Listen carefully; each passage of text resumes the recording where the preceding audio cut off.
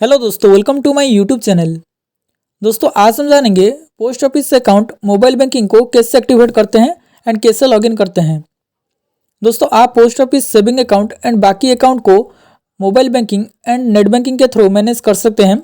बाकी बैंक की तरह post office mobile banking and net banking के थ्रू आप सभी सर्विस को यूज़ कर सकते हैं। विदाउट ब्रांच विजिट आप ऑनलाइन ये सब सर्विस को यूज़ कर सकते हैं। जैसे मनी ट्रांसफ़र हो या बैलेंस चेक या मिनी स्टेटमेंट, कोई भी बैंकिंग सर्विस को आप यूज़ कर सकते हैं। लेकिन उससे पहले आपको मोबाइल बैंकिंग या नेट बैंकिंग को रजिस्टर करना होगा। मोबाइल बैंकिंग को यूज़ करने के लिए पहले आपको मोबाइल बैंकिंग के लिए रजिस्ट्रेशन करना होगा। उसके बाद मोबाइल बैंकिंग को एक्टिवेट करना होगा। उसके बाद आप लॉगिन कर सकते हैं। तो पहले आपको 2 स्टेप को कंप्लीट करना होगा। एक है मोबाइल बैंकिंग का रजिस्ट्रेशन एंड दूसरा है मोबाइल बैंकिंग का एक्टिवेशन। ये 2 स्टेप को कंप्लीट करने के बाद ही आप लॉगिन कर सकते हैं। तो दोस्तों, आप पोस्ट ऑफिस मोबाइल बैंकिंग के लिए ऑनलाइन रजिस्ट्रेशन नहीं कर सकते।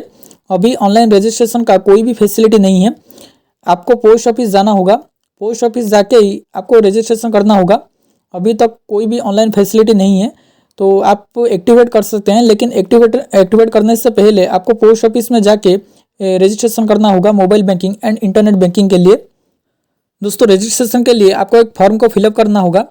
ये वाला फॉर्म को आपको भर के सबमिट करना होगा पोस्ट ऑफिस में। ये net banking, mobile banking and SMS banking request का फॉर्म है।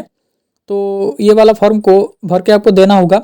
Account details, mobile number, name and सभी डिटेल्स को फिलअप करके आप ब्रांच पोस्ट ऑफिस या हेड ऑफिस में दीजिए। दोस्तों, यहाँ पे रिक्वेस्ट टाइप में, ये जो फॉर्म में जो रिक्वेस्ट टाइप है, तो यहाँ पे internet banking and mobile banking का एक ऑप्शन है। तो इसके साइड में आप टिक मार्क कीजिए। यानी इसके ऊपर टिक मार्क करने के बाद आप internet banking and mobile banking दोनों को आप लॉगिन कर सकते हैं, यानी दोनों को एक्टिवेट कर सकते हैं। एक साथ आपका 2 काम हो जाएगा। इंटरनेट बैंकिंग भी रजिस्टर हो जाएगा एंड मोबाइल बैंकिंग भी रजिस्टर हो जाएगा। तो दोनों को ही आप यूज़ कर सकते हैं। तो ये फॉर्म को सबमिट करने के 2 दिन के अंदर आपके मोबाइल पे एक मैसेज आएगा कि आपका मोबाइल बैंकिंग और नेट बैंकिंग एक्टिवेट हो गया है, यानी रजिस्ट्रेशन हो गया है, एक्टिवेट के लिए अभी रेडी है। तो मैसेज आ जाने के बाद आप लॉगिन कर सकते हैं। दोस्तों, पोस्ट ऑफिस मोबाइल बैंकिंग के लिए रजिस्टर हो जाने के बाद आप यहाँ पे अकाउंट को एक्टिवेट कर सकते हैं। अगर अभी तक आपका पोस्ट ऑफिस मोबाइल बैंकिंग के लिए रजिस्ट्रेशन नहीं हुआ है तो आप यहाँ पे एक्टिवेट नहीं कर सकते। अगर आप यहाँ पे एक्टिवेट करेंगे तो यहाँ पे इनवैलिड आ जाएगा, इनवैलिड डिटेल्स यहाँ पे कुछ शो होगा। तो अगर आपका अकाउंट एक्टिवेट नहीं है, जो रजिस्टर नहीं है, तो यहाँ पे आप एक्टिवेट नहीं कर सकते। तो पहले मैं आपको रिकमेंड करूँगा कि आप पोस्ट ऑफिस में जाइए एंड वहाँ पे मोबाइल बैंकिंग के लिए रजिस्टर कीजिए। उसके बाद यहाँ पे आके एक्टिवेट कीजिए। तो यहाँ पे रजिस्टर हो जाने के बाद DOP मोबाइल बैंकिंग ऐप को ओपन कीजिए। अभी हमें मोबाइल बैंकिंग अकाउंट को एक्टिवेट करना होगा। तो आप ओपन हो जाने के बाद ऐसा एक इंटरफेस आपको मिलेगा। एक्टिवेट मोबाइल बैंकिंग के ऊपर क्लिक कीजिए, देन ऐसा एक पेज आएगा। तो यहाँ पे एक्टिवेट करने के लिए यूजर नेम में अकाउंट का CIF ID दीजिए। दोस्तों, यहाँ पे यूजर नेम यानी CIF ID, तो CIF ID आपको पासबुक के फ्रंट पेज में मिल जाएगा। आपका जो पासबुक है, पोस्ट ऑफिस सेविंग अकाउंट का जो पासबुक है, पासबुक के फ्रंट पेज में CIF ID होता है। तो वहाँ पे CIF ID लिखा होता है, एक नंबर होता है। तो उसी CIF ID को यहाँ पे दीजिए। यहाँ पे बाकी कोई भी नंबर या कोई भी यूजर नेम को देने की ज़रूरत नहीं है, सिर्फ आपको CIF ID को दीजिए। देन यहाँ पे डेट ऑफ बर्थ को दीजिए। यहाँ पे डेट ऑफ बर्थ को मैनुअली देना होगा, कोई भी ऑटो सिस्टम नहीं है कि आप यहाँ पे कैलेंडर से चूज़ करेंगे। यहाँ पे आपको मैनुअली डेट ऑफ बर्थ को एंटर करना होगा। तो यहाँ पे डेट, मंथ एंड ईयर के हिसाब से दीजिए। जो डेट ऑफ बर्थ को दीजिए, डेट, मंथ एंड ईयर ऐसे हाइफन में दीजिए। देन यहाँ पे account register mobile number and फिर से CIF ID को दे के एक्टिवेट के ऊपर क्लिक कीजिए।